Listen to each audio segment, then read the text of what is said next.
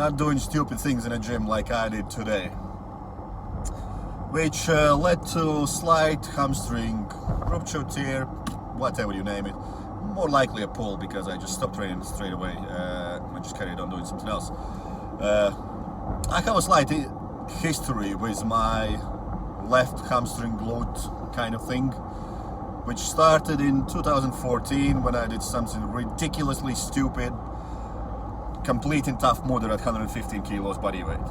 Running 20 kilometers at that body weight is just retarded. And let me just clear one thing out. There is nothing tough about Tough Mudder. Anyone can complete it. It's literally, if you can move, you will complete it.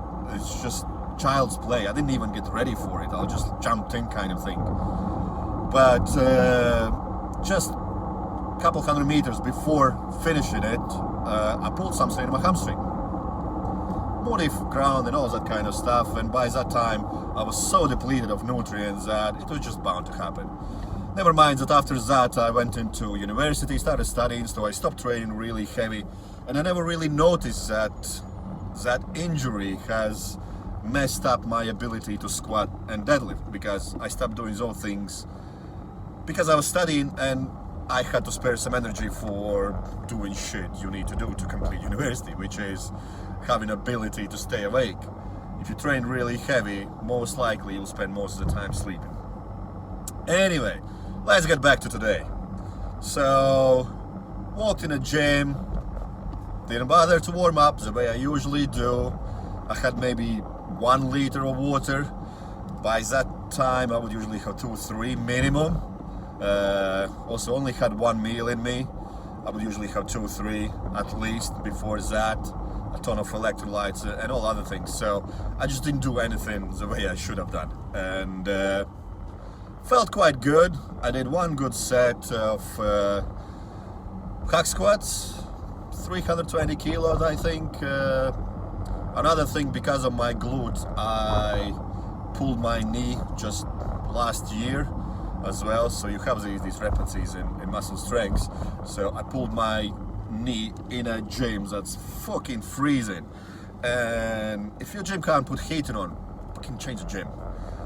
So that led me not being able to train my legs for about 6 months. So this was probably the first session I actually used somewhat decent weight on my legs, and everything combined, I did 1 good set, and I should have probably just left it there because I used around 100 kilos more than last time. But no, I went for another set, and on 3rd rep I could feel something pulling, so I just left it there.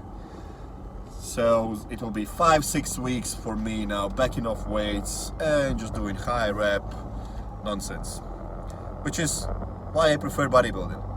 Like, I don't want to train for strength anymore because I haven't trained for pure strength for 10 years. Yes, I do have like periods of 2-3 months where I try to get my strength levels up, but I'm 10 years behind with everyone else that I would love to compete against.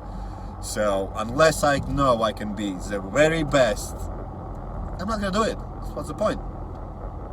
So this injury is not gonna hold me back in any way, shape or form. It's just uncomfortable, especially because it's just now that my strengths in my quads are coming back. So going forward, I won't be skipping my warm-up routine. I won't be skipping being hydrated, and I won't be skipping eating well before I flip and train legs.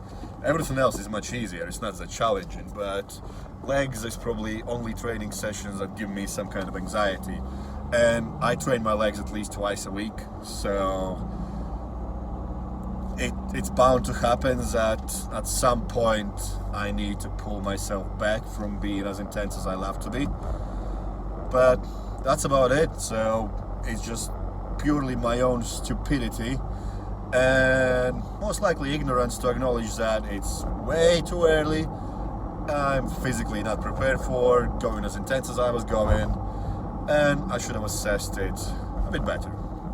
But it could have been worse. It could have been detached muscle, or I could have been doing something like powerlifting or strongman, where staying injury free is much more important than trying to get strong, which people misunderstand. You have like 20, 30 young guys trying to peak in their strengths, not acknowledging that you probably will do much better if you hold back a bit and try to progress slowly over 3, 4, 10-year time period, rather than try to be the best within 2 years of your training.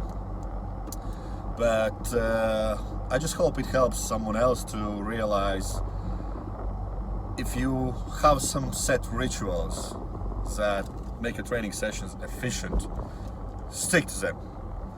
Don't change anything just because you feel like it. Most likely you are just confused and will just damage yourself. So try to get to know yourself, then write down exactly what you're doing, what's good for you, what isn't good for you, and stick to those things religiously.